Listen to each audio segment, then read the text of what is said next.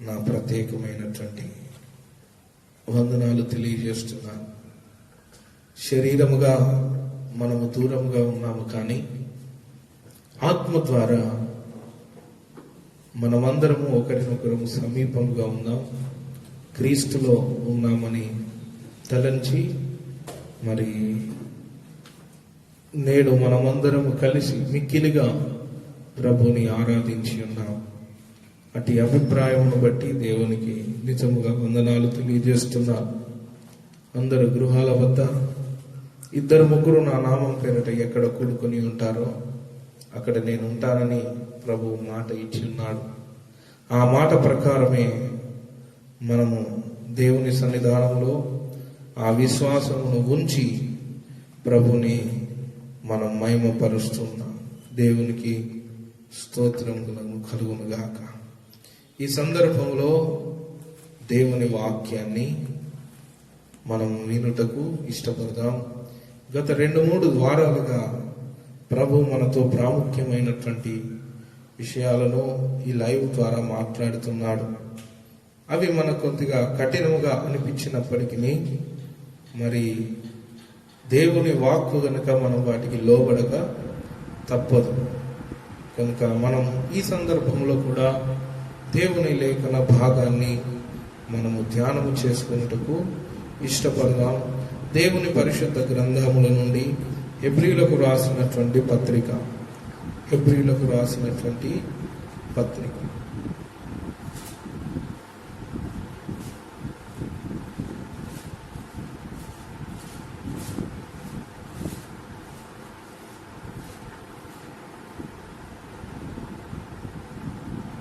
హెబ్రీలకు రాసినటువంటి పత్రిక 3వ అధ్యాయము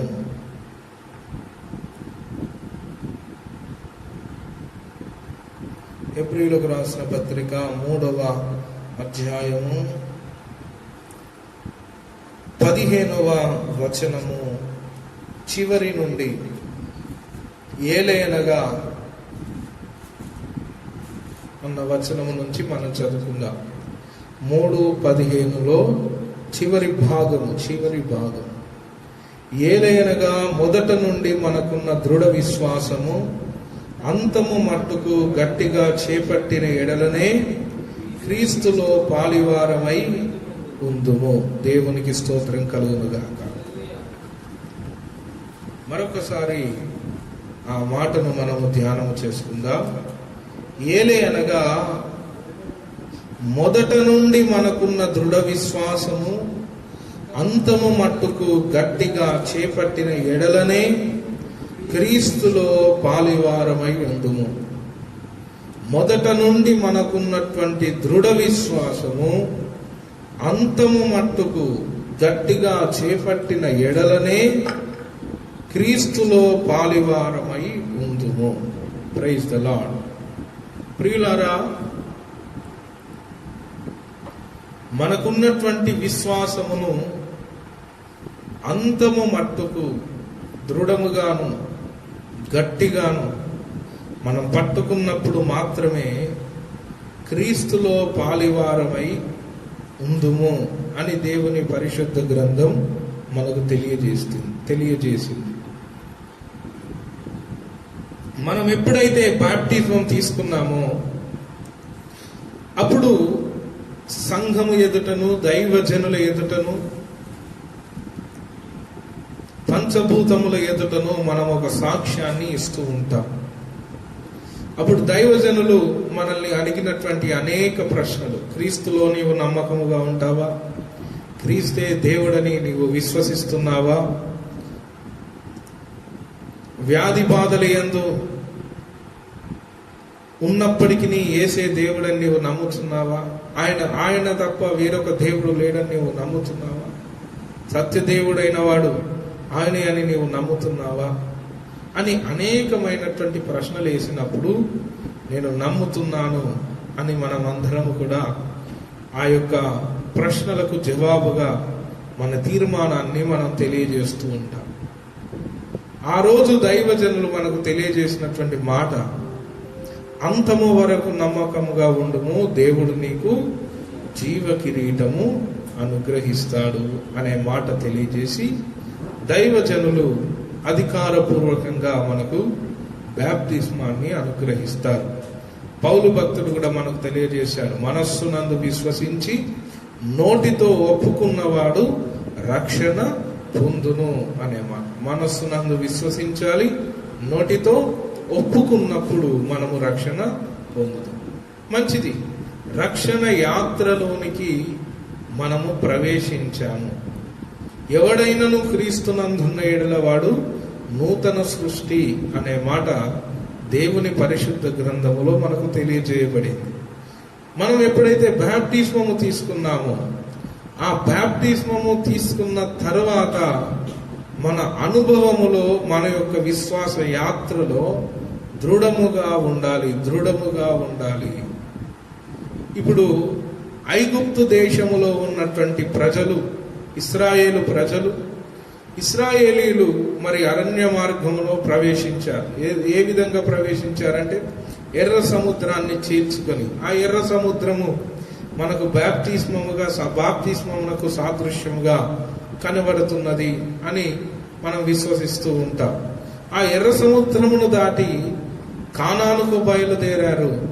కానీ చాలా మంది కూడా అరణ్యములోనే, మధ్యలోనే రాలిపోయారు అని దేవుని పరిశుద్ధ గ్రంథం మనకు తెలియజేస్తుంది.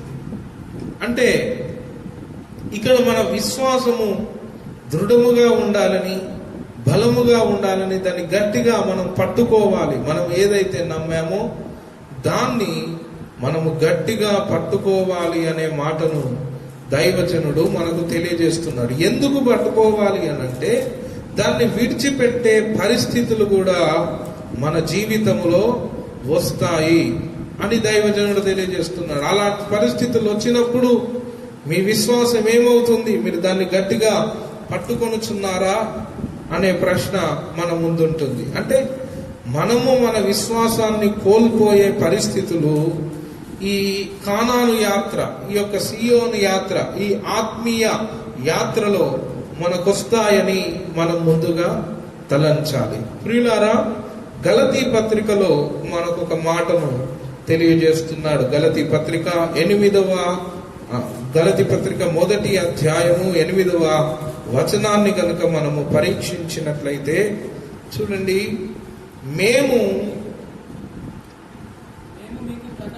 మేము మీకు ప్రకటించిన సువార్త గాక మరి ఒక సువార్తను మేమైనను పరలోకములో నుండి వచ్చిన ఒక దూతైనను మీకు ప్రకటించిన ఎడల అతడు శాపగ్రస్తుడవును గాక.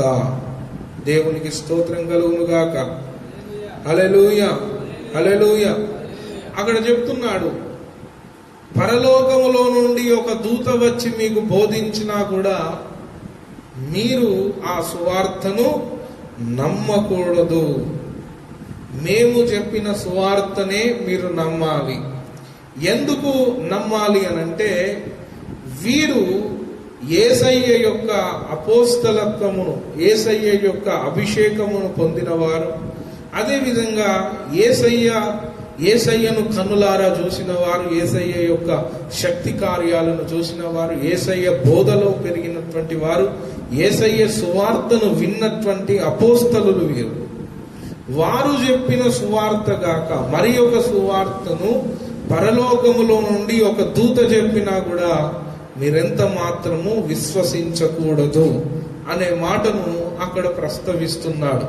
ప్రియులారా, మీరు గమనించండి. అంటే దీని అర్థం ఏంటంటే, పరలోకములో నుండి ఒక దూతలు వచ్చి కూడా ఒక సందర్భములో సువార్త చేస్తే మీ విశ్వాసము మరి బలహీనపరచబడొద్దు అనే మాటను తెలియజేస్తున్నారు. అంటే ఎంత విశ్వాసం మనకు ప్రభు అయిన యేసు మీద ఉండాలి. ఎందుకు ఈ మాటను ఆయన తెలియజేస్తున్నాడంటే, కడవరి కాలము యొక్క సూచనలను బట్టి అపోస్తలుడైనటువంటి పౌలు ఈ మాటను మనకు తెలియజేస్తున్నాడు. కడవరి కాలములో అనేకమైనటువంటి అబద్ధ బోధకులు వస్తారని దేవుని గ్రంథం మనకు తెలియజేసింది. అందుకే ప్రభు అయిన యేసు కూడా మనకు ఒక మాట, మత్తయి సువార్త 24వ అధ్యాయములో మనం చూస్తే, పరీక్షిస్తే అక్కడ ప్రభు అయిన యేసు అంటాడు, ఎవడును మిమ్మును మోసపరచనీయకుండా జాగ్రత్తగా చూసుకోండి అనే మాటను అక్కడ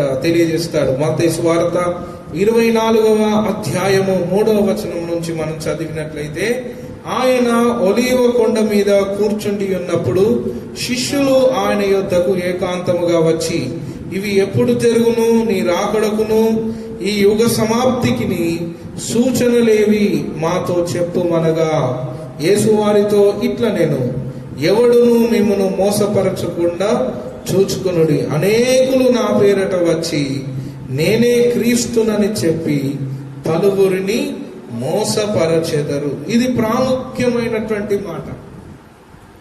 లోకములో యుద్ధాలు కలుగుతాయి, లోకములో తెగుళ్ళు వస్తాయి, లోకములో వైరస్లు వస్తాయి, ఇప్పటికే విజృంభించాయి. జనం మీదికి జనము, రాజ్యం మీదికి రాజ్యము, భూకంపములు ఇవన్నీ వస్తాయి. కానీ ఇవన్నీ బహుశా మన యొక్క శరీరములో ఉన్నటువంటి ప్రాణమును తీసేస్తాయేమో కానీ మన విశ్వాసాన్ని తీసివేయలేవు. యుద్ధములు మన విశ్వాసాన్ని తీసేస్తాయా? తీసేయలేవు. తర్వాత వైరస్లు మన విశ్వాసాన్ని తీసేస్తాయా? తీసేయలేవు. కానీ నా పేరట అనేకులు వచ్చి మిమ్మల్ని మోసపరుస్తారు, వారు మీ విశ్వాసాన్ని తీసివేస్తారు అనే మాటను మనకు దేవుడు తెలియజేస్తున్నాడు. ఎవడు కూడా మిమ్మల్ని మోసము చేయకుండా జాగ్రత్తగా చూచుకొనుడి. మీ విశ్వాసమును, దృఢ విశ్వాసమును అంతము మట్టుకు చేపట్టాలి అనే మాటను భక్తుడైనటువంటి పౌలు మనకు తెలియజేస్తున్నాడు. యేసయ్య కూడా ఎవడు కూడా మిమ్మల్ని మోసపరచనీయకుడి, నా పేరట అనేకులు వచ్చెదరు, సూచక క్రియలు జరిగించెదరు. సూచక క్రియలు, అనేకమైనటువంటి సూచక క్రియలు. కడవరి కాలములో చూడండి, ఏది దేవుడనబడనో, ఏది పూజింపబడునో దానంతటికి పైగా ఆయన తన్ను తాను హెచ్చించుకొని మరి బలిని, నైవేద్యమును ఆపివేస్తాడని తెసలోనికేయులకు రాసినటువంటి పత్రిక, 2వ తెసలోనికేయులకు రాసినటువంటి పత్రిక, దాన్ని కూడా మనము ధ్యానము చేద్దాం ప్రియులారా. దేవుని పరిశుద్ధ గ్రంథములో నుంచి తెస్సలోనికేయులకు రాసినటువంటి 2వ పత్రిక మనం చూస్తే చూడండి, 2వ వచనాన్ని బట్టి 2వ వచనాన్ని మనం చదువుకుందాం. మీరు త్వరపడి, తెస్సలోనికేయులకు రాసిన పత్రిక 2వ అధ్యాయము, 2వ తెస్సలోనికేయులకు రాసిన పత్రిక 2వ అధ్యాయము 2వ వచనం నుండి మనం చదువుకుందాం. మీరు త్వరపడి చంచల మనస్కులు కాకుండవలెననియు బెదరకుండవలెననియు మన ప్రభు అయిన యేసుక్రీస్తు రాకడను బట్టియు మనము ఆయన యొద్ద కూడుకొనుటను బట్టియు మిమ్మును వేడుకొనుచున్నాను. మొదట భ్రష్టత్వము సంభవించి నాశన పాత్రుడగు పాప పురుషుడు బయలు పడితేనే గాని ఆ దినము రాదు. 4వ వచనాన్ని చూడండి, ఏది దేవుడు అనబడునో, ఏది పూజింపబడునో దానినంతటిని ఎదిరించుచు దానికంతటికి పైగా వాడు తన్ను తానే హెచ్చించుకొనుచు తాను దేవుడనని తన్ను కనపరచుకొనుచు దేవుని ఆలయములో కూర్చుండును గనుక ఏ విధముగానైనను ఎవడును మిమ్మును మోసపరచనీయకుడు. చూడండి, మనకి ఎంత ప్రాముఖ్యంగా ఎన్ని వచనాలు, మోసము మోసము మోసము మోసము. ఎట్టి పరిస్థితుల్లో విశ్వాసులు మోసపోకూడదు అని హెచ్చరిస్తున్నాడు. యేసు ప్రభు హెచ్చరించాడు, నేనే క్రీస్తునని పలువురు వస్తారు, వారు మిమ్మును మోసపరుస్తారు. అందుకే పౌలయ్య గారు అన్నాడు, హెబ్రీ దృఢ విశ్వాసము జాగ్రత్తగా గట్టిగా అంతము వరకు చేపట్టిన ఎడలనే మీరు క్రీస్తులో పాలివారవుతారు అనే మాటను తెలియజేశాడు. మరలా 2వ తెస్సలోనికేయులకు రాగానే అంటాడు, ఎవడును మిమ్మల్ని మోసపరచనీయకుడి. మరి మోసపరచకూడదు అని అంటే ఏం కావాలి మనకు? దేవుని వాక్యము యందు బహుగా మనకు అవగాహన ఉండాలి. ఎందుకంటే ఈ మాటలు పరిశుద్ధాత్మ దేవుడు ఎందుకు మనకు తెలియజేస్తున్నాడంటే, అతి తొందరలో నేనే దేవుడనని ఒక వ్యక్తి బయలుపరచబడతాడు. అది మీరు గుర్తుపెట్టుకోవాలి. నేనే దేవుడనని తన్ను తాను రుజువు పరచుకుంటాడు. అందుకే జాగ్రత్తగా వినాలి. నేనే దేవుడనని తన్ను తాను రుజువు పరచుకుంటాడు. అందుకొరకు దేవుడు మనకు హెచ్చరిస్తున్నాడు. అతి తొందరలోనే 70వ వారము ప్రారంభమవుతుంది. దానియేలు గ్రంథములో చెప్పబడినటువంటి ఆ 70వ వారము ప్రారంభము కాగానే ఈ యొక్క అంతిమ అబద్ధ క్రీస్తు మనకు ప్రత్యక్షపరచబడతాడు. ఈ 5G టెక్నాలజీ మరి నేటి ప్రపంచంలోనికి ప్రవేశించింది. అది అందరికీ అందుబాటులోనికి రాగానే మరి బైబిల్ పండితుల యొక్క ఆలోచనల మేరకు 2030వ సంవత్సరం వరకు మరి బైబిల్లో ఉన్నటువంటి ప్రవచనాలు నెరవేర్పు కాలము అని తెలియజేస్తున్నారు. అంటే 70వ వారం ప్రారంభమయ్యే అవకాశం ఉండొచ్చు 2030, 2035లో అనే మాటను తెలియజేస్తున్నారు. ఎందుకంటే 4G ప్రపంచాన్ని ఎంతగా ఆయత్తపరిచిందో మనందరికి కూడా తెలుసు. ఇప్పుడు నేటి ప్రపంచానికి మరి 5G అందుబాటులోనికి రాబోతుంది. 5G వచ్చినాక ఒక 10 years లో ఎంతటి కార్యాలైనా జరగొచ్చు అనే మాటను మనకు తెలియజేస్తున్నాడు. ప్రియులారా, ఇక్కడ విషయాన్ని మనము గమనించాలి. మోసపరచనీయకుడి. మీరు మోసపోకూడదు, అరణ్యములో రాలిపోకూడదు.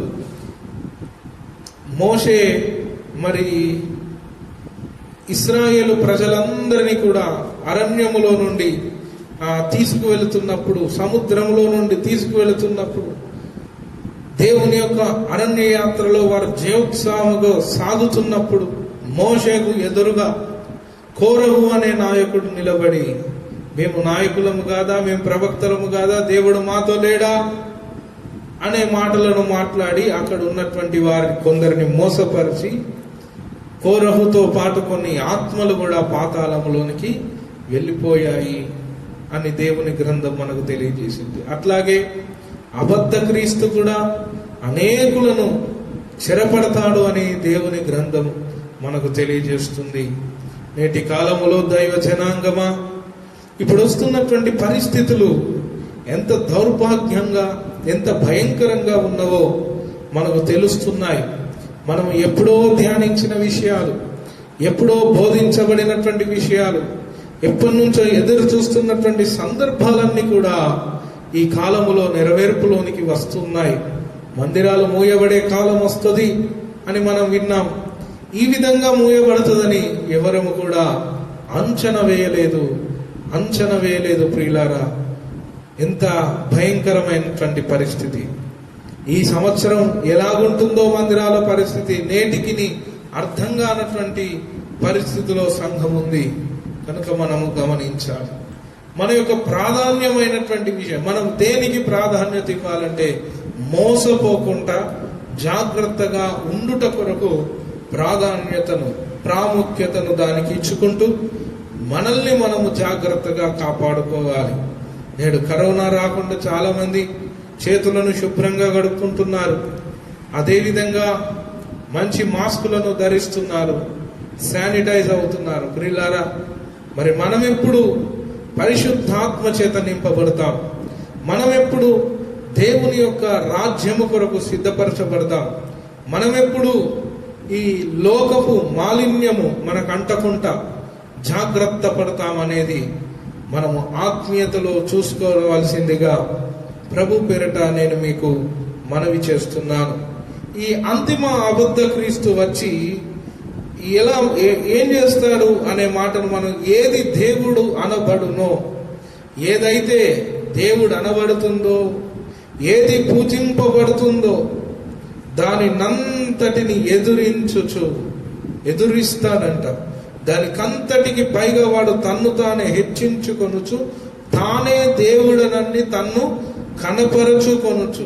నేనే దేవుడనని కనపరుచుకుంటాడు. ఎలా కనపరుచుకుంటాడు? గొప్ప గొప్ప అద్భుతాలు చేస్తూ కనపరుచుకుంటాడు. అర్థమవుతుందా దైవ జనాంగం? అద్భుతాలను నమ్మే విశ్వాసులారా, అద్భుతాలే ప్రాధాన్యంగా ఎంచేవారలారా, జాగ్రత్తగా ఈ మాటలను వినండి. అంతిమ అబద్ధ క్రీస్తు ఎన్నో అద్భుత కార్యాలను జరిగిస్తాడు. అంతిమ అబద్ధ క్రీస్తు మరి నేటి కాలములో ఉన్నటువంటి దైవజనుల కంటే విపరీతమైనటువంటి అద్భుత కార్యాలు చేస్తూ తన్ను కనపరుచుకుంటాడు. అలా కనపరుచుకున్నప్పుడు నీ విశ్వాసం ఏమవుతుందో ఒక్కసారి నువ్వు ఎంత బలంగా ఉన్నావో పరీక్ష చేసుకోవాలి. పౌలయ్య గారు మనకు తెలియజేశాడు, మిమ్మును మీరే పరీక్ష చేసుకోండి. మీరు విశ్వాసము కలవారై ఉన్నారో లేదో మిమ్మును మీరే పరీక్ష చేసుకోండి, శోధించుకోండి, పరీక్ష చేసుకోండి అని దేవుడు మనకు ముందుగానే తెలియపరిచాడు. ప్రాముఖ్యమైనటువంటి అంశం, ఎవరు కూడా మనల్ని మోసపరచకుండా మనము జాగ్రత్త పడాలి అనంటే కాలములను మనం ముందుగా అంచనా వేయాలి. కాలములను ముందుగా అంచనా వేయాలి. కనుకనే పరిశుద్ధాత్మ దేవుడు పద్మసు ద్వీపములో యోహాను భక్తుల్ని పరలోకములోనికి తీసుకెళ్లి అనేక దర్శనములను చూపించి మనకు ప్రకటన గ్రంథాన్ని బైబిల్లో ముందుగా రాయించాడు. ఎందుకు ప్రకటన గ్రంథము రాయబడింది అనంటే మోసపోకుండా మనకు కలిగిన ఈ రక్షణను అంతం వరకు దృఢముగా గట్టిగా చేపట్టాలని మాత్రమే ప్రకటన గ్రంథం మన కొరకు రాయబడింది అని మీరు గమనించవలసిందిగా ప్రభు పేరట నేను మీకు మనవి చేస్తున్నాను. ఇలా అబద్ధ క్రీస్తు అనేకమైనటువంటి అద్భుతాలను చేస్తున్నప్పుడు మీ విశ్వాసం ఏమవుతుందో ఒకసారి ఆలోచించండి. మీకు కావలసినవన్నీ ఇస్తాడు. వాడు కూడా స్వస్థతావరం కలిగినటువంటి వ్యక్తి, అపవాది సంబంధికుడు, స్వస్థతావరం కలిగిన వాడే. అనేక స్వస్థత కార్యాలు జరిగిస్తాడు, అనేకమైనటువంటి అద్భుతాలను చేస్తాడు. అవసరమైతే ఆకాశములో నుండి ఏలియా వలె అగ్నిని దించే అంతటి శక్తి అబద్ధ క్రీస్తుకు ఇవ్వబడుతుంది. అలా అగ్నిని దించినప్పుడు నిజంగా ఈయనే ఏలియా కావచ్చు అని, నిజముగా ఈయనే దేవుడు కావచ్చని మీరు భ్రమపడే అవకాశం ఉంటుంది. కనుక సంఘమా, మొదట దీనిలో మనము స్థిరులము కావాలి. ప్రభు చెప్పినటువంటి బోధలో మనము స్థిరులం అవ్వాలి. అలా స్థిరపడ్డప్పుడు మాత్రమే మనము దేవుని రాజ్యములోనికి చేర్చబడతాం. బాప్టిజం తీసుకున్నంత మాత్రాన మనం పరలోక రాజ్యములోనికి ప్రవేశిస్తామని కాదు, గాని అంతము వరకు మన విశ్వాసాన్ని చేపట్టినప్పుడు మాత్రమే మనము పరలోకములోనికి ప్రవేశించే అవకాశం ఉంటుందని మనము గమనించాలి. దేవునికి స్తోత్రం కలుగును గాక. బాప్టిజం తీసుకున్నాక మనము ఒక 4 ప్రక్రియలను జరిగించాలని మరి అపోస్తలులు మనకు తెలియజేస్తున్నారు. ఆ 4ను మనము ధ్యానము చేద్దాం. చూడండి, అపోస్తలుల కార్యములు 2వ అధ్యాయం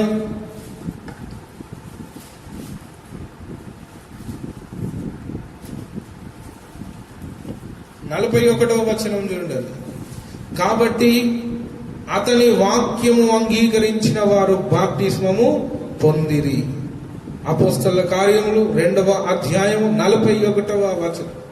ఎంతమంది అయితే దేవుని సువార్తను అంగీకరించారో అంతమంది బాప్టిస్మం పొందారు. పేతురు భక్తుడు బోధించినప్పుడు ఇంచుమించు 3000 మంది మార్చబడ్డారని అక్కడ లేఖనం తెలియజేసింది. పేతురు యొక్క సువార్తను విన్న వారందరూ కూడా దాదాపుగా బాప్టిస్మం పొందుకున్నారు. ఆ దినం ఇంచుమించు 3000 మంది చేర్చబడ్డారు అని దేవుని గ్రంథం మనకు తెలియజేసింది. అవును, బాప్టిజం తీసుకున్నారు, రక్షణ అనే అనుభవంలోనికి ప్రవేశించారు. ఈ రక్షణ అనుభవంలోనికి ప్రవేశించిన తరువాత మనము ఒక ప్రాముఖ్యమైనటువంటి విషయాలను గమనించాలి. మన ఆత్మీయ జీవితానికి 4 పిల్లర్స్, 4 స్తంభాలు మన ముందు ఉన్నాయి. ఆ బాప్తిజం పొందుకున్న వారందరూ కూడా 42వ వచనంలో వీరు అపోస్తలుల బోధయందును, సహవాసమందును, రొట్టె విరుచుటయందును, ప్రార్థన చేయుటయందును, ఎడతెగక ఉండిరి. ఇది ఈ 4 అంశాలు మాత్రమే మనం మోసపోవడానికి అవకాశము లేకుండా చేస్తాయి. దేవునికి స్తోత్రం కలుగును గాక. ఈ 4 అంశములో ఏ విశ్వాస అయితే నిలబడగలుగుతాడో, ఏ విశ్వాస అయితే స్థిరపరచబడగలుగుతాడో ఆ విశ్వాసి తప్పకుండా రేపు ప్రభు రాజ్యంలోనికి రాబోతున్నాడు. దేవునికి స్తోత్రం కలుగును గాక. ఈ 4 అంశములతో కూడినటువంటి జీవితమే బండ మీద కట్టబడినటువంటి పునాది. బండ మీద కట్టబడినటువంటి పునాది మరి వాన వచ్చినప్పటికీ, వరద వచ్చినప్పటికీ, తుఫానులు వచ్చినప్పటికీ, అలలు వచ్చినప్పటికీ అది కొట్టబడదు అని దేవుని గ్రంథం మనకు తెలియజేసింది. ప్రియులారా, బండ మీద కట్టబడినటువంటి పునాది. ఈ బండ మీద కట్టబడిన పునాదిలో ఈ 4 అంశాలు: 1 అపోస్తలుల బోధ, 2 సహవాసం, 3 రొట్టె విరుచుట, 4 ప్రార్థన చేయుట యందు ఎడతెగక ఉండాలి. అయ్యగారు, మేము బాప్టిజం పొందుకున్నాం, ఇక మేమందరం పొలోమని పరలోకానికి వచ్చేయడమే అని అనుకుంటారు చాలా మంది. చచ్చే ముందు చాలా మంది బాప్టిజం పొందుకొని చేస్తారు. సువార్తను అంగీకరించి కాదు, మారు మనస్సు కొరకు కాదు, బ్రతుకు మార్చుకోవడానికి కాదు, దేవుని వలన, దేవుని చేత, దేవుని లోనికి రూపాంతర అనుభవంలోనికి ప్రవేశించుట కాదు. కానీ నీళ్ళల్లో మునిగి లేవగానే మేమందరం పరలోక రాజ్యానికి వచ్చేస్తామని చాలా మంది కూడా నమ్ముతూ ఉంటారు. ప్రియులారా, మన విశ్వాసము దృఢముగా పట్టుకోవాలి, గట్టిగా చేపట్టాలి. ఎవడు కూడా మనల్ని మోసపరచకుండా జాగ్రత్తగా చూసుకోవాలి. ఎందుకంటే మోసము చేయువాడు తన శక్తిని బట్టి మరి ఎక్కువగా మోసము చేస్తూ ఉంటాడు అని దేవుని గ్రంథం మనకు ముందుగానే తెలియజేసింది. మరి అంతటి భయంకరమైనటువంటి అద్భుత కార్యాలు అంతిమాబద్ధ క్రీస్తు జరిగిస్తున్నప్పుడు ఎంతమంది దానిలో నిలువబడతారు అనే దానిని మనం చూసుకోవాలి. ప్రియులారా, పొలములో ఉన్నటువంటి పంట అంతటిని కోసిన తర్వాత దాన్ని తూర్పారబట్టే ఒక ప్రక్రియ అనేటువంటిది జరుగుతూ ఉంటుంది. దానిని గాలిలో తూర్పారబడుతూ ఉంటారు. గురుగులు, పొట్టు అంతా కూడా ఎగిరిపోతుంది. గింజలు మాత్రమే అక్కడ ఉండగలుగుతాయి. గోధుమ గింజ మాత్రమే అక్కడ ఉండగలుగుతుంది. ప్రియులారా, అట్లాగే ఈ తూర్పారబట్టే అనుభవంలోనికి మనం వస్తే, ఈ తూర్పారబట్టే అనుభవం ఎప్పుడు జరుగుతుంది అని అంటే దేవుని రాకడకు ముందుగా 70వ వారపు ఆరంభములోనే తెలిసిపోతుంది, తేలిపోతుంది. ఎవడు నిజమైన విశ్వాసి, ఎవడు కాలేబు వలె స్థిరంగా ఉన్నాడు, ఎవడు యెహోషువ వలె స్థిరమైనటువంటి విశ్వాసము కలిగి ఉన్నాడో తేలిపోతుంది. ఎంతమంది రాలిపోతారు, ఎంతమంది వాడిపోతారు, ఎంతమంది రక్షణ సంకల్పములో నుండి తొలగిపోతారో తేలిపోతుంది. దేవునికి స్తోత్రం కలుగునుగా. అయితే ప్రియులారా, ఇక్కడ ప్రధానంగా అపోస్తలుల బోధయందు అనే మాట మనకు కనిపిస్తుంది. అసలు అపోస్తలులు ఏమి బోధించారు? అపోస్తలుల యొక్క బోధ, అపోస్తలుల బోధయందు స్థిరత్వం మనకుండాలి. చాలా మంది క్రీస్తులోనికి వచ్చిన తర్వాత మాకెటువంటి శ్రమ ఉండదు అని చాలా మంది అనుకుంటూ ఉంటారు. కానీ దేవుని గ్రంథం, అపోస్తలులు మనకు తెలియజేసిన బోధ ఏంటంటే, మనము అనేక శ్రమలను అనుభవించిన తర్వాత పరలోక రాజ్యములోనికి ప్రవేశించవలసి ఉన్నది.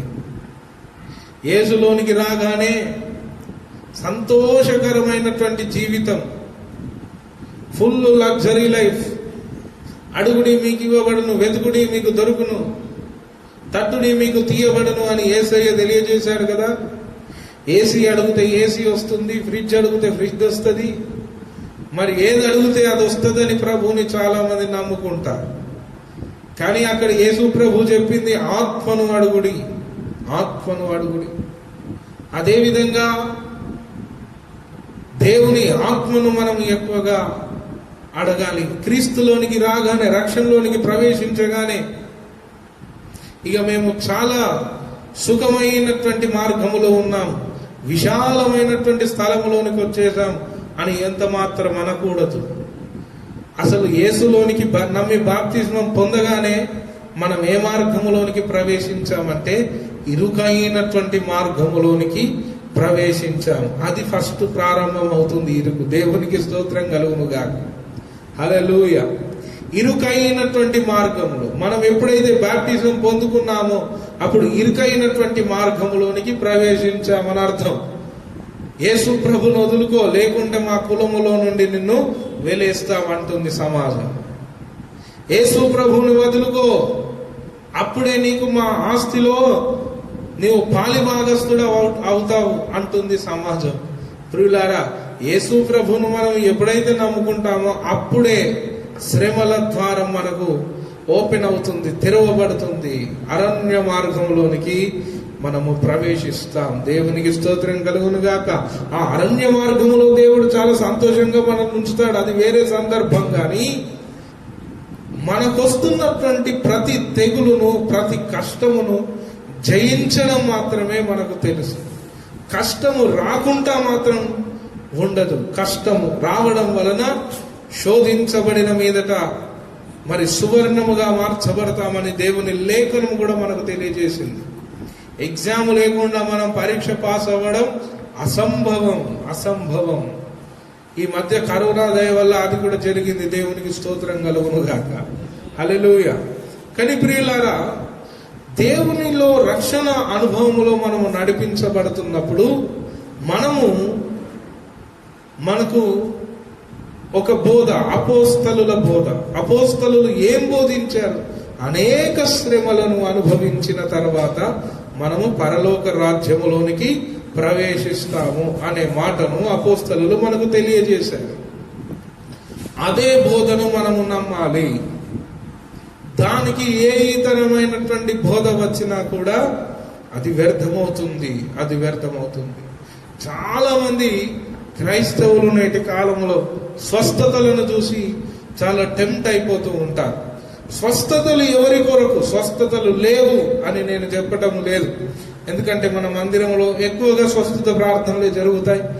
ఎక్కువగా స్వస్థతను బట్టి అనేకులు రక్షణలోనికి వస్తారు అనే విషయం మీ అందరికి కూడా తెలుసు. స్వస్థతలు ఎవరికి? అన్యులకు. శ్రమలు ఎవరికి? విశ్వాసులకు. దేవునికి స్తోత్రం కలుగునుగాక. స్వస్థత వలన రక్షణకు మార్గం తెరవబడుతుందే గాని శ్రమల వలన పరలోకానికి మార్గము తెరవబడుతుంది. దేవునికి స్తోత్రం కలుగునుగాక. రక్షించబడిన తర్వాత అయ్యగారు మేము బ్యాప్టిజం తీసుకున్నాక మాకు ఇక ఏ శ్రమ ఉండదు అనుకున్నాం, కానీ చాలా శ్రమలు వచ్చాయి. అవును, అయితే బాప్టిజం తీసుకోకముందు ఉన్నటువంటి శ్రమలలో యేసు లేడు. బాప్టిజం తీసుకున్నాక ఉన్నటువంటి ప్రతి శ్రమలో నీతో పాటు నజరేయుడైన యేసు ఉన్నాడు అని నీవు గమనించాలి. ఎందుకంటే ఆయన ప్రతి శ్రమలో నుండి మనకు జయము అనుగ్రహించును. అందుకే అపోస్తలుడైన పౌలు అంటాడు, మనము అపాయములో ఉన్నప్పటికీ ఉపాయము లేని వారము కాము, ఇరికించబడుతున్నప్పటికీ దిక్కు లేని వారము మనము కాము అనే మాటను తెలియజేస్తారు. అంటే ప్రతి శ్రమలో మనకు జయం వస్తుంది. ప్రతి శ్రమ మనకు పరలోకానికి దగ్గరికి చేరుస్తుంది అనే విషయాన్ని మనము నమ్మాలి. రేపు రాబోతున్నటువంటి కాలంలో మరి ఈ అంతిమ అబద్ధ క్రీస్తు ఎన్నో ఆఫర్స్ ప్రజలకు చేస్తూ ఉంటాడు. వాని ముద్ర వేయించుకు వాని ఒక సుపరిపాలన మొదట 3.5 సంవత్సరాలు అద్భుతమైనటువంటి సుపరిపాలన చేస్తాడు. ఈ ప్రపంచము పుట్టినప్పటి నుంచి అంత చక్కటి పరిపాలన ఎవ్వడూ జరిగించలేదు, ఎప్పుడు జరిగించలేదు. దేవునికి స్తోత్రం కలుగునుగా. సుపరిపాలనను జరిగిస్తాడు. రాబోతున్నటువంటి ఆ అంతిమ అబద్ధ క్రీస్తు సుపరిపాలన, ఎంత చక్కటి పరిపాలన జరిగిస్తాడంటే గ్యాస్ సబ్సిడీలు ఇస్తాడు, రేషన్ ఇస్తాడు, చాలా ఫ్రీగా ఇస్తాడు. కానీ వీటన్నిటికీ వాడు అడిగే ఒకే ఒక్కటి ఐ కార్డ్ ఏంటంటే వాని ముద్రను నొసట మీద వేయించుకోవడం, లేకుంటే చేతుల మీద వేయించుకోవడం. 666వ ముద్ర వేసుకోండి, మీకు మేము ఇది ఇస్తాం అది ఇస్తామని చాలా ఆఫర్స్ చేస్తాడు. ఆ ముద్ర మనం వేయించుకున్నప్పుడే పౌరులుగా ఉండుటకు మనకు అవకాశం ఉంటుంది ఈ లోకములో. ఆ ముద్ర ఎవడైతే వేయించుకుంటాడో వాడు జీవానికి పాత్రుడు గాడు అని దేవుని లేఖనం మనకు తెలియజేసింది. మరి అటువంటి పరిస్థితులు వస్తే మన బ్రతికేంటి, మన విశ్వాసం ఏమవుతుందో ఒక్కసారి మనం పరీక్ష చేసుకోవాలి. ప్రియులారా, గమనించండి. ఆ కాలంలో ఎక్కువ మంది ఏశావులు ఎవరో యాకోబులు ఎవరో తేలిపోతున్నటువంటి కాలం. దేవునికి స్తోత్రం. ఒక పూట కూటి కొరకు జ్యేష్ఠత్వమును అమ్ముకున్నటువంటి ఏశావులు ఆ కాలంలో ఎక్కువ కాలం ఉంటారు, ఎక్కువ మంది ఉంటారు అనే మాటను కూడా మనకు దేవుని హెబ్రీ పత్రిక తెలియజేస్తుంది. హెబ్రీ పత్రికను మనం చూసినట్లయితే చూడండి, 12వ అధ్యాయము 15వ వచనం. ఇక్కడ కూడా అంటాడు, ఎవడు మిమ్మల్ని మోసపోకుండా జాగ్రత్తగా చూసుకోండి అనే మాటనే ఇక్కడ ప్రస్తావిస్తాడు. మీలో ఎవడైనను దేవుని కృపను పొందకుండా, ఎంత చక్కటి మాట. హెబ్రీ పత్రిక 12:10, మీలో ఎవడైనను దేవుని కృపను పొందకుండా తప్పిపోవునేమో అని చేదైన వేరు ఏదైనను మొలచి కలవరపరచుట వలన అనేకులు అపవిత్రులైపోదురేమో అనియు ఒక పూట కూటి కొరకు తన జ్యేష్ఠత్వపు హక్కును అమ్మివేసిన ఏశావు వంటి భ్రష్టుడైనను వ్యభిచారి అయినను ఉండునేమో అనియు జాగ్రత్తగా చూచుకొనుడి. ఏశావు ఆ తర్వాత ఆశీర్వాదం పొందగోడి కన్నీళ్లు విడిచుచు దానికోసరము శ్రద్ధతో వెదకినను మారు మనస్సు పొందని అవకాశము దొరకక విసర్జింపబడినని మీరు ఎరుగుదురు. మీకు తెలుసు ఏశావు ఏ విధముగా మోసపోయాడో మీ అందరికీ తెలుసు. అటువంటి పరిస్థితులే, అటువంటి సందర్భాలే, అటువంటి శ్రమల కాలమే మరొకటి పరీక్ష కాలం మన ముందుటికి రాబోతుంది. మరి పరిశుద్ధులందరినీ వాడు మోసం చేస్తాడంట. కానీ కొందరు మాత్రము పరిశుద్ధులు ప్రకటన గ్రంథంలో ఉంటారు.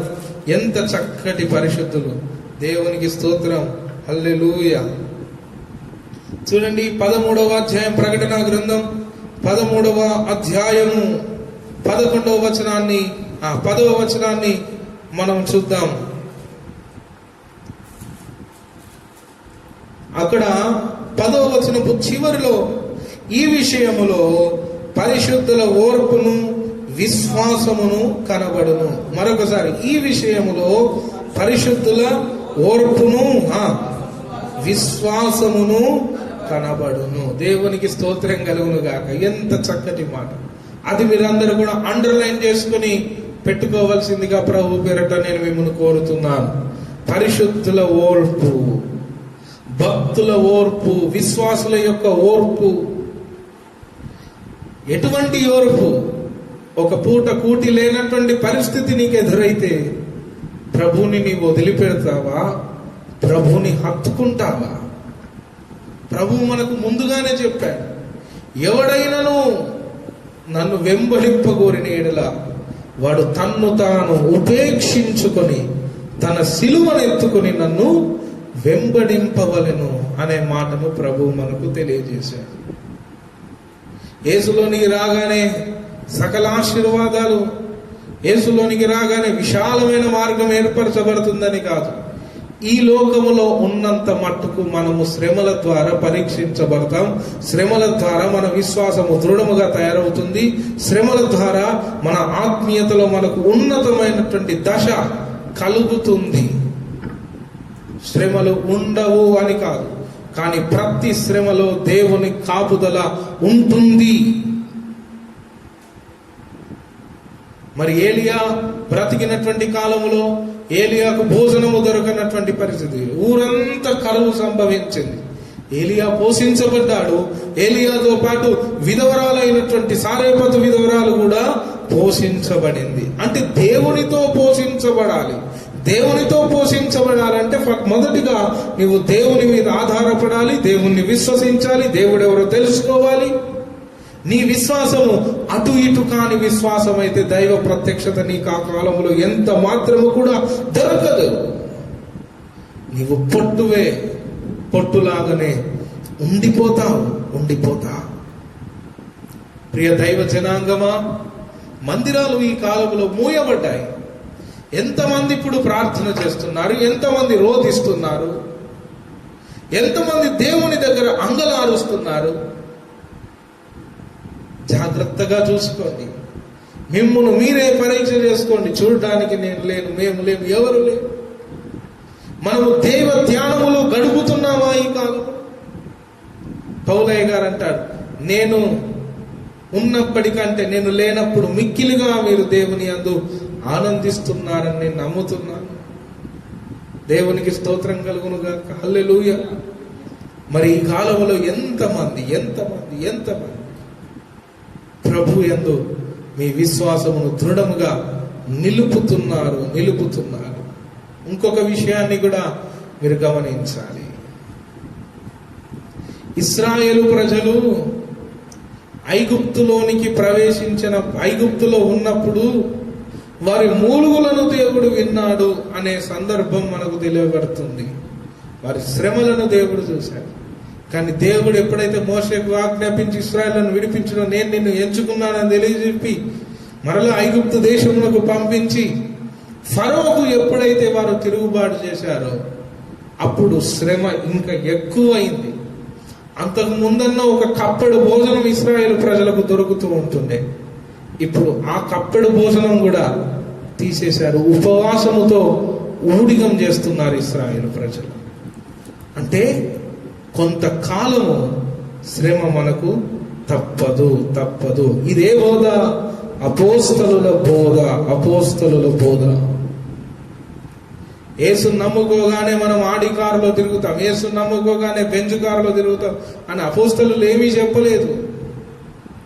అపోస్తలుల బోధ ఏంటంటే మనం అనేక శ్రమలను అనుభవించిన తరువాత పరలోక రాజ్యంలోనికి వెళుతాము అనేది అపోస్తలుల బోధ. దేవుడు మనకు ధనం ఇవ్వడా అంటే ధనం ఇస్తాడు. కానీ ఇక్కడ ఒక మాట, మీరు అనేకులు అడుగుతున్నారు కానీ మీ భోగముల నిమిత్తం అడుగుతున్నారని యాకోబు పత్రిక 4వ అధ్యాయములో తెలియజేస్తాడు. ఆ మాటను కూడా మీరు తీయండి. త్వరగా బైబిల్ చేత పట్టుకుని ఫటాఫట్గా మీరు ఈ యొక్క విషయాలను మీరు చూడండి. మీరు ఆశించుచున్నారు. చూడండి 4వ అధ్యాయం 2వ వచనము చూడండి. మీరు ఆశించుచున్నారు కానీ మీకు దొరుకుటలేదు. నరహత్య చేయుచున్నారు, మత్సరపడుచున్నారు, సంపాదించుకొనలేరు, పోట్లాడుతున్నారు.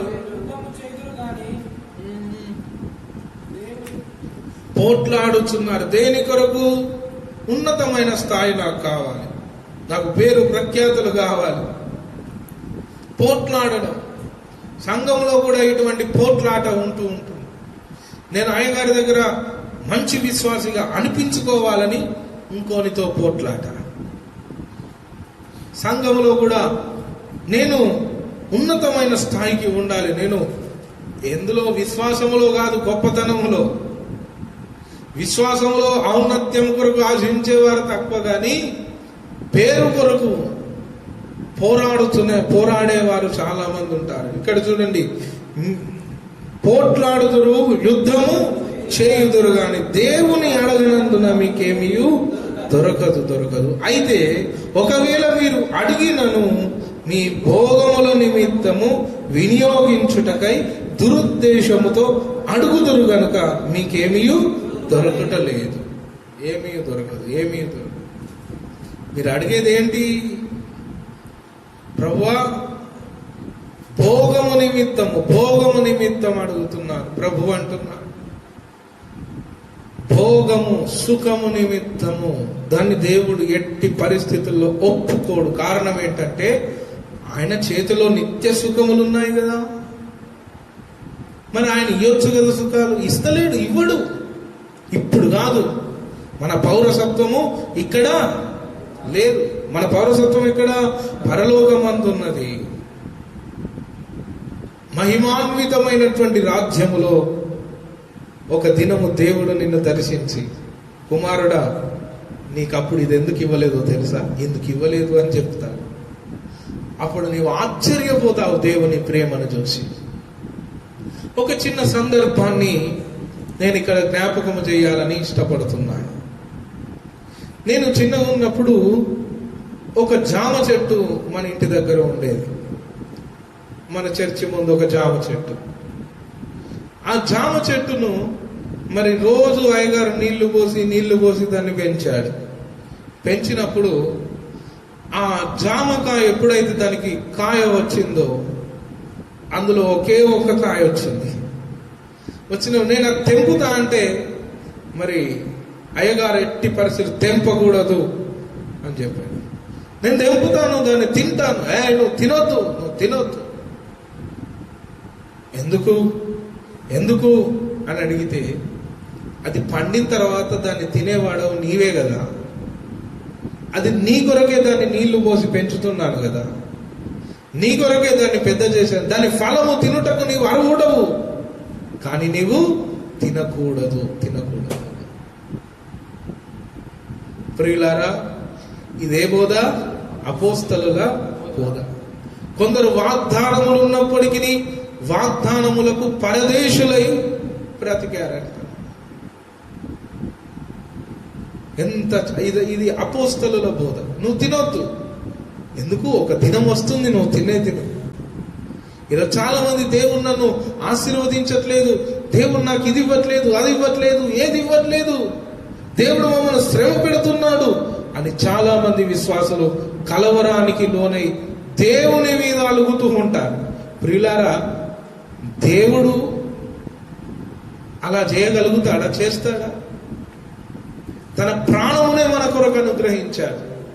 ఇవేమి మనకు అనుగ్రహించనా అని అపోస్తలుడైన పౌలు అంట. మరి ఎందుకు అనుగ్రహించట్లేదంటే మనము తినే సమయం ఒకటి ఉంది. అయ్యగారు కూడా అదే చెప్పాడు. ఆ జామ పండు నాది కాయగా ఉన్నప్పుడు కచ్చగా ఉంటుంది, దాన్ని తినడానికి నీకు ఇప్పుడు వీలు కాదు. ఒకవేళ తిన్నా దాని రుచి బాగుండదు. ఆ తింటే ఒకవేళ నీ కడుపును వస్తుంది, చేదుగా ఉంటుంది, వగరుగా ఉంటుంది. అది ఎప్పుడైతే పండుతుందో అప్పుడు దాని రుచి నీకు తెలుస్తుంది, అర్థమవుతుంది. కనుక కొంతకాలము దాన్ని ఎదిగించాలి, కొంతకాలము ఎదురు చూడాలి. అందుకే ప్రకటన గ్రంథములో అంటాడు, పరిశుద్ధుల ఓర్పు 13:10 పరిశుద్ధుల ఓర్పును విశ్వాసమును కనబడు. అంటే ఓర్పు ఇది ఎవరి బోధ?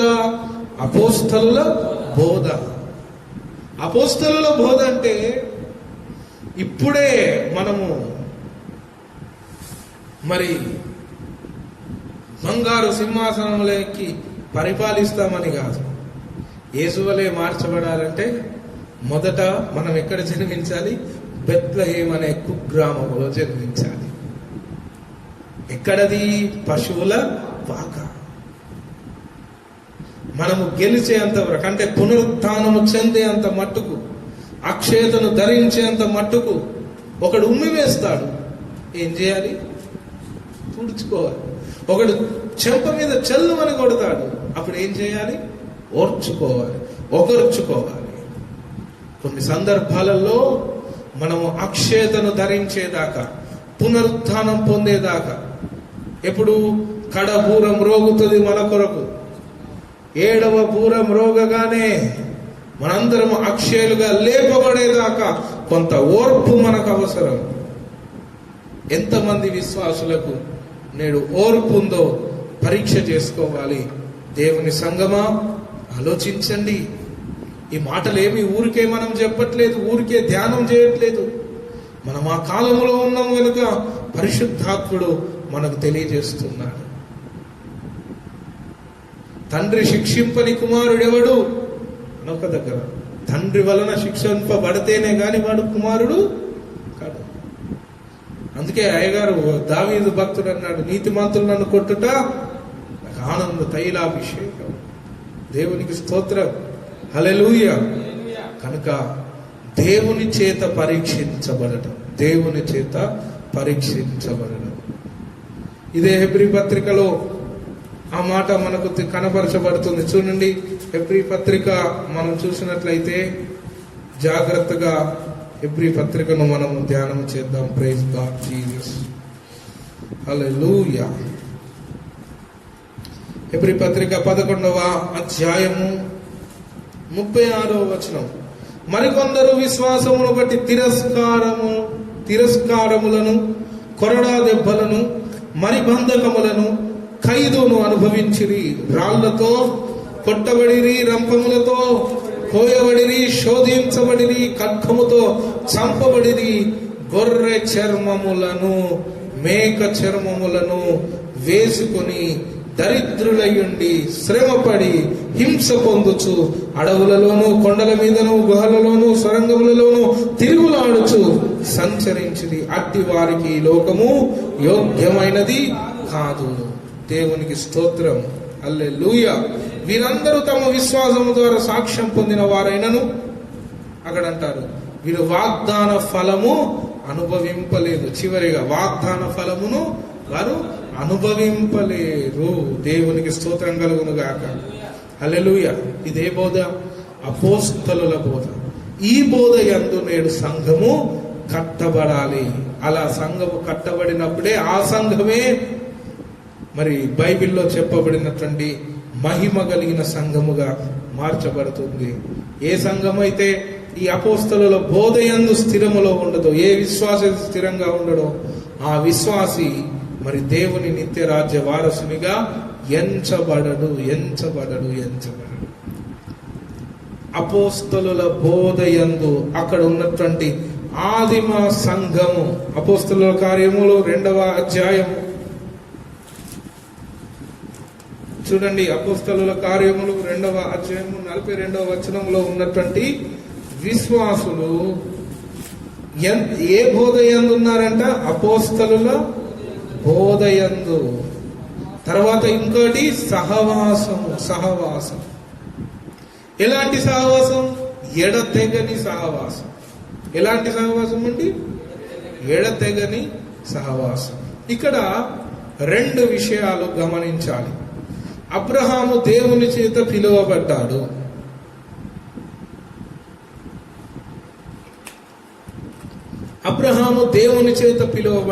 అబ్రహాముతో పాటు లోతు కూడా అబ్రహాముతో పాటు ఈ రక్షణ సంకల్పంలోనికి, ప్రయాణములోనికి, వాగ్దానములోనికి ప్రవేశించాడు.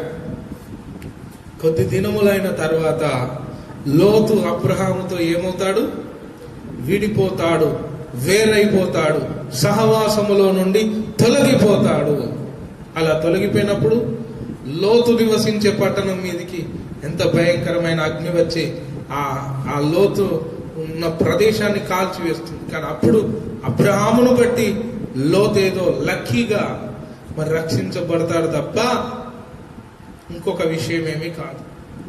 కానీ అబ్రహాముకున్నటువంటి దీవెనలు, అబ్రహాముకున్నటువంటి ఆశీర్వాదములు లోతుకు లభించాయా? లభించలేదు. అబ్రహాము ఆశీర్వదించబడ్డట్టుగా లోతు ఆశీర్వదించబడలేదు. నేడు సంఘములో ఉన్నటువంటి బిడ్డలు కూడా, సంఘస్థులు, దైవ జనాంగము కూడా అబ్రహాము లోతుకు ఎడబాటు కలిగినప్పుడు లోతు ఏ విధముగా నష్టపోయాడో, సంఘముతో అటాచ్మెంట్ ఎవరైతే ఉండరో, నేను ఒంటరిగా ప్రార్థన చేసుకుంటాను, నాకు బైబిల్ తెలుసు, నాకు వాక్యం తెలుసు, నేను సహవాసానికి రాను, నేను ఒంటరిగా ఉంటాను, నా ఇష్ట ప్రకారంగా నేను బ్రతుకుతాను, నాకు దేవుడు తెలుసు అని ఎవరైతే సహవాసములో నుంచి తొలగిపోతారో వారు కూడా నిత్య రాజ్యానికి వారసులు కారు.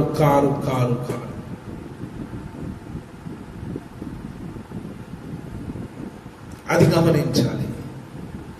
మేము ఇంటికాడ ప్రార్థన చేసుకుంటున్నాం కదా, మాకు అయ్యగారు ఎందుకు?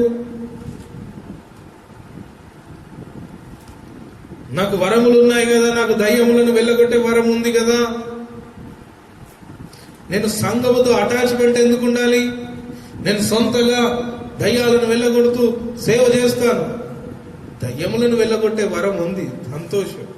సంఘములో ప్రవచన వరం ఉన్నవారు ఉన్నారు, దయ్యాలను వెళ్ళగొట్టే వారు ఉన్నారు, అన్య భాషలకు అర్థం చెప్పే వరము కలిగిన వారు ఉన్నారు, వివేచించే వరము కలిగిన వారు ఉన్నారు. ఇలా అనేకులు సంఘములో ఉన్నారు. ఎవరికైనా సంఘంలో ఒకరికి దేవుడు దయ్యములను వెళ్ళగొట్టే వరం ఒకటి అనుగ్రహించాడు అనుకోండి, లేదంటే స్వస్థతా వరం అనుగ్రహించాడు, వారికి పిలుపు గాని అభిషేకము గాని దేవుని ఏర్పాటు గాని ఏమీ ఉండకుండా ఒక వరం మాత్రం ఉన్నది. ఈ వరమును బట్టి నేను సంఘానికి రానిక నేనే పాస్టర్ అవతారం ఎత్తుతా అని చాలా మంది ఇటువంటి ప్రయోగాలు చేసి నా జీవితంలో నేను చూశాను. చాలా మంది విఫలమైపోయారు, ఒక్కడూ సఫలం కాలేదు. ఎంత భయంకరమైనటువంటి నాశనం, ఎలా భయంకరంగా నాశనం అయ్యారో నేను కన్నులారా చూశాను. ఒకరికి పాట పాడే వరం ఉన్నది, పాట పాడే వరం ఉన్న వీడు ఒక సంఘాన్ని పెడతాడు. సంఘాన్ని అందరూ పరిపాలించకూడదు, దేవుని చేత ఏర్పాటు చేయబడిన అభిషక్తులు మాత్రమే, పిలుపు కలిగిన వారు మాత్రమే, కాపరులు మాత్రమే సంఘాన్ని పరిపాలించాలి.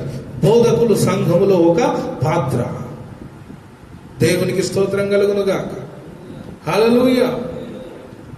ప్రవచన వరం ఉన్నది. ఇక నేను ఒక్కనే ప్రార్థన చేస్తాను, ఇక నేను ఒక్కనే వెళ్ళిపోతాను, నేను ఒక్కనే నలుగురిని జమ చేసుకుని నేను ఒక్కనే సంఘ కాపరిగా కార్యాన్ని యాజక ధర్మమును జరిగిస్తాను అనుకోవడానికి ఎంత మాత్రం వీల్లేదు. కొందరికి ఒక వరం ఉందనుకోండి, ఇక వారు ఎవరితో కూడా మాట్లాడరు. ఇక దేవునికి స్తోత్రం, అవన్నీ దుష్ట వరాలే. దేవుడు ఒకరికి ప్రవచన వరం ఇచ్చిందనుకోండి, వీడు అందరిని కిందనే చూస్తాడు, పైకి హెచ్చిపోతూ ఉంటారు, రెచ్చిపోతూ ఉంటారు, సహవాసములో నుండి తొలగిపోతూ ఉంటారు. ఎవడైనా ఎక్కువ ప్రార్థన చేసి గంటలు ప్రార్థన చేసే వరం దేవుడు వారికి ఇచ్చిన వీడు కూడా హెచ్చిపోతూ ఉంటారు. ఇలా హెచ్చిపోతున్న వాళ్ళందరూ దేవునికి పాత్రలు కాదు. ఎందుకంటే పులిసిన పిండి కొంచెమైనా మీలో ఉన్నదేమో జాగ్రత్తగా. ఒకవేళ ఉంటే ఏమవుతుందంటే, పులిసినది ఉంటే అది పొంగుతుంది. పులిసిన పిండి కొంచెం ఉన్నది ఏమవుతుంది, ఆ రొట్టె పొంగుతుంది, ఉప్పుతుంది, ఉప్పొంగుతుంది, రెచ్చిపోతావు, హెచ్చించుకుంటావు. ఇవన్నీ దేవుని సంఘములో ఉన్న వ్యక్తులకు ఎవరికి ఉండద్దు. అందుకే ఒకరినొకరు అరామర లేకుండా పెనవేసుకొని సహవాసములో ఉండాలి. దేవునికి స్తోత్రం కలుగునుగాక. హల్లెలూయా. అపోస్తలు నాయకత్వములో, కాపరి నాయకత్వములో సంఘమంతా కూడా ఏకీభవించి అంగీకరించి నడుచుకోవాలి.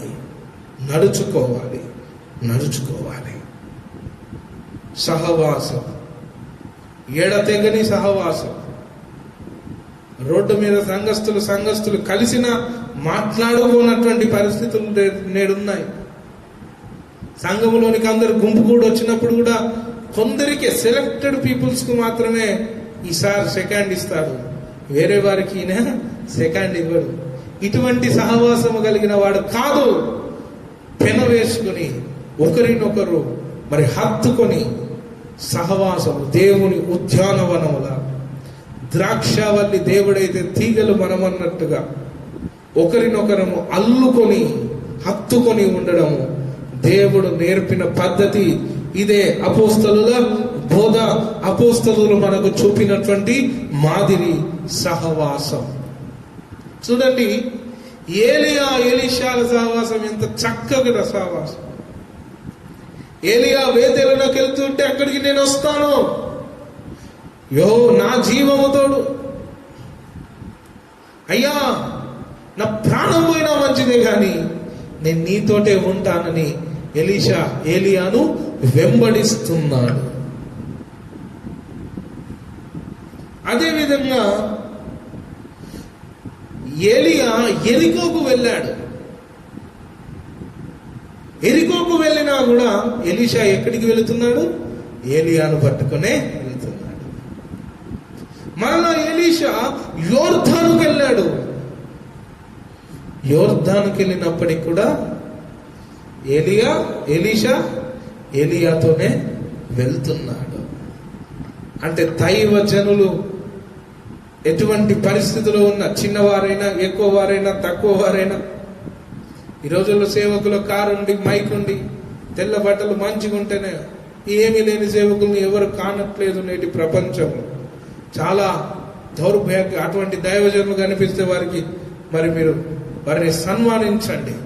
దేవునికి స్తోత్రం కలుగును గాక. హల్లెలూయా. ప్రియులారా, సహవాసం, ఎడతెగని సహవాసం. ఎలీషా ఏ విధముగా సహవాసం కలిగి ఉన్నారో అదే విధంగా మనం సహవాసం కలిగి ఉండాలి. దానియేలు, శద్రకు, మేషకు, అబేద్నెగోలు ఏ విధంగా సహవాసం కలిగి ఉన్నారో అదే విధంగా మనము సహవాసము కలిగి ఉండాలి. ఒకవేళ అగ్నిలోనికి వెళ్ళవచ్చిన పరిస్థితి వచ్చిన ముగ్గురు వెళ్ళారు. ముగ్గురితో పాటు కనిపించని, ఎవరికి తెలియనటువంటి వారి అంతరంగంలో ఉన్నటువంటి నజరేయుడైన యేసు కూడా ప్రత్యక్షంగా వారితో ఆ అగ్నిలోనికి వెళ్ళాడు. వారి వెంట్రుకలకు కూడా మరి కాలిన వాసన రాలేదు. ఇదొక గొప్ప ఆశ్చర్యం. సహవాసమందున్నటువంటి బలము అగ్ని బలమును కూడా చల్లారింపజేస్తుంది. దేవునికి స్తోత్రం. సహవాసమందు నేడు సంఘము కట్టబడును గాక. దేవునికి స్తోత్రాలు కలుగును గాక. మూడవ విషయాన్ని నేను మీకు తెలియజేస్తున్నాను. యాక్చువల్గా ఇది మనం ఎంచుకున్నటువంటి విషయం కాదు. పరిశుద్ధాత్ముడు మనల్ని నడిపిస్తున్న దిశగా మనము సాగిపోదాం. మూడవ విషయం వచ్చేసి రొట్టె విరుచుట యందు. రొట్టె విరుచుట యందు. దేవునికి స్తోత్రం. వారందరూ ఒకే రొట్టెను విరిచిది, ఒకే పాత్రలోనే తాగిరి అన్నట్టుగా అందరూ కూడా కలిసి కట్టుగా దేవుని సన్నిధానంలో తమ తమ పాపములను ఒప్పుకొని ప్రేమ కలిగి అందరూ ఒకరినొకరు క్షమించుకొనొచ్చు, ఓర్చుకొనొచ్చు. మరి రొట్టెను విరిచి ప్రభు యొక్క శరీరముగా సంఘము మార్చబడాలి. ఈరోజు రొట్టె కార్యక్రమం ఉంది, బలారాధన ఉంది అన్నా కూడా మనకు ఉలుకు లేదు, పలుకు లేదు. ఎటువంటి పరిస్థితుల్లో మనం ఉన్నాం? మనం ఎంత మాత్రము నిత్య రాజ్యానికి వారసులుగా కాలేము అని పరిశుద్ధాత్మ దేవుడు మనకు తెలియజేస్తున్నాడు. రొట్టె ప్రతి వారము మనము రొట్టె విరవడం అనేటువంటిది అలవాటు చేసుకోవాలి. నెలకొక్కసారి పిలిస్తేనే సహవాసం అందు ఫెయిల్ అవుతున్నాం. ప్రియులారా, నెలకొక్కసారి విడవడానికి కూడా కష్టపడుతున్నాం. ప్రతి వారం ఎప్పుడు మనం రొట్టెను విరవగలుగుతాం? సంఘమంతా ప్రేమతోను ఐక్యతతోను వర్ధిల్లుతున్నప్పుడు, అందరు ఒకరినొకరు క్షమించుకొని ఓగర్చుకునే మనస్సు ఉన్నప్పుడు ప్రార్థించండి. ప్రతి వారము మనము రొట్టె విరుచుకొని దేవుణ్ణి ఆరాధించే సందర్భం వచ్చునుగాక. దేవుని నిత్య రాజ్య వారసులుగా మనం మార్చబడదునుగాక. ప్రతి వారము దేవుని శరీరాన్ని, దేవుని రక్తమును మనము త్రాగి నిత్య జీవనం అవుదుముగాక. అది మనకు అపోస్తలులు నేర్పినటువంటి బోధ. వారు ప్రతి ఆదివారమున రొట్టె విరిచారు. దేవునికి స్తోత్రం. హల్లెలూయా. అదే విధముగా ప్రార్థన, నేను ముగిస్తున్నాను. ప్రార్థన యందు వారు ఎడతెగక ఉన్నారు. ఎడతెగని ప్రార్థన, ఎడతెగని పరిశుద్ధ ఆత్మాభిషేకం. ఎప్పుడు ఫోన్లతో చేసేది కాదు సహవాసం, ఎడతెగకుండా సహవాసం, ప్రార్థన సహవాసం. దేవునికి స్తోత్రం. గెత్సమనేలో ప్రభు మనకు నేర్పినటువంటి అనుభవము ప్రార్థన. ఆ ప్రార్థన యందు ఎడతెగక మనం ఉన్నప్పుడు నిశ్చయముగా మనం ఎవరి చేత మోసపోము. మన విశ్వాసం ఎలా మార్చబడుతుంది? దృఢముగా మార్చబడుతుంది. మన విశ్వాసం ఎలాగుంటుంది? గట్టిగా ఉంటుంది. ఈ గట్టిగా దృఢంగా ఉంటే మనం అంతము వరకు రక్షణను చేపట్టగలుగుతాం. అంతము వరకు మనము రక్షణను చేపట్టగలుగుతాం కనుక మనల్నెవడు మోసము చేయడు కనుక ప్రియులారా, ఈ 4 అంశములతో కూడినటువంటి భక్తి జీవితము, ఆత్మీయాత్ర ప్రభువు మనకును సకల పరిశుద్ధులకు అందరికీ అనుగ్రహించునుగాక. ఆమె నీ వాక్యమును మన వేదికల్లో దేవుడు ఫలింపజేయునుగాక. ఆమె అందరం మోకరించి ప్రార్థన చేసుకుందాం. హల్లెలూయా, హల్లెలూయా, హల్లెలూయా. పరిశుద్ధుడా నీకు వందనాలు, పరిశుద్ధాత్ముడా నీకు స్తోత్రాలు. రొట్టె విరుచుట, సహవాసము, ప్రార్థన, అపోస్తలుల బోధయందు మనమందరము కట్టబడి దేవుని నామాన్ని ఘనపరచాలి. దేవుని సంగమా, ఎంతమంది ఈరోజు రక్షణను కొనసాగిస్తున్నారు, ఎంతమంది ఆశీర్వాదములోనికి వస్తున్నారు, ఆహ్వానించబడుతున్నారు.